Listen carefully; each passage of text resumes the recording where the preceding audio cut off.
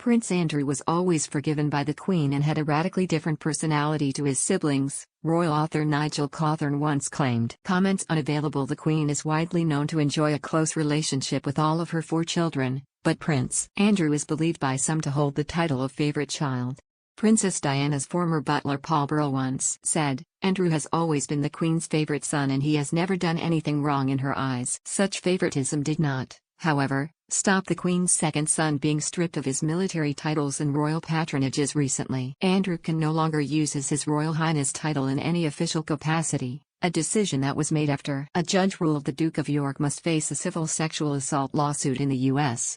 Virginia Roberts Giuffre alleges she was trafficked by convicted pedophile Jeffrey Epstein and forced to perform sex acts with Andrew at the age of 17.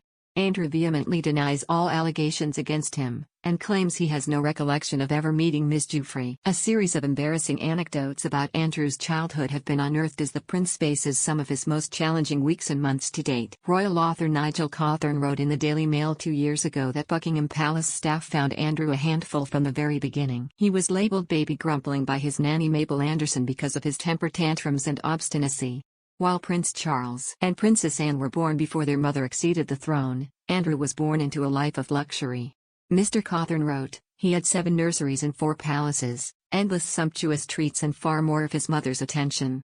Andrew was a boisterous young boy, always getting up to mischief and had a radically different personality to his siblings, but Mr. Cawthorne said he was always forgiven for his cheeky pranks. Mr. Cawthorne wrote, Prince Philip, too, delighted in his boisterous young son, who seemed far more like him than the self-conscious and complicated Charles. Somehow, Andrew was always forgiven. Even when he sprinkled itching powder in his mother's bed or climbed onto the roof of Buckingham Palace to turn the TV aerial so that the Queen wouldn't be able to watch the racing at Sandown Park. The last prank proved a little too much for the Queen, however. Mr. Cawthorne claimed, she said, he is not always a little ray of sunshine about the home. Alongside his baby grumpling title, Andrew earned himself the alternative nickname that young him from palace staff. Mr. Cawthorne said Andrew regularly removed the valves from Miss Anderson's radio or tied the Queen's Guard shoelaces together. Mr. Cawthorne continued, once, Andrew even annoyed his father while the family were watching Bette Lynch get into an argument on Coronation Street. "Oh God, look at all those common people," Andrew shouted. Prince Philip gave his favorite son a rocket. "If it wasn't for people like that," he said, "you would not be sitting here." Andrew was reported to have gained a reputation as a bit of a bully while at prep school, and was described as boastful and big-headed while at Gordonstoun. The Duke was known for having particular needs, and is believed to have demanded his water was strictly served at room temperature. Former protection officer Paul Page told ITV's Ghislaine, Prince Andrew and the pedophile that Andrew would scream and shout if his teddies and cuddly toys were not placed exactly how he wanted. Royal bodyguard Ken Worf once recalled he was removed from his window seat on a plane from Balmoral because he was obstructing Andrew's view. Mr. Worf said, his manners are just awful. Another aide told Mr. Cawthorne, I've seen him treat his staff in a shocking, appalling way.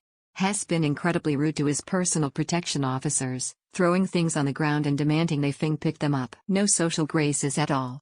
Sure, if you're a lady with blonde hair and big boobs, I bet Hess. Utterly charming. Andrew is in danger of royal exile after the judge ruled his civil case will go ahead. Mr. Cawthorne's final lines perfectly summed up Andrew's current predicament. He wrote, after a lifetime of doing whatever he wants, more or less with impunity, Prince Andrew is out in the cold.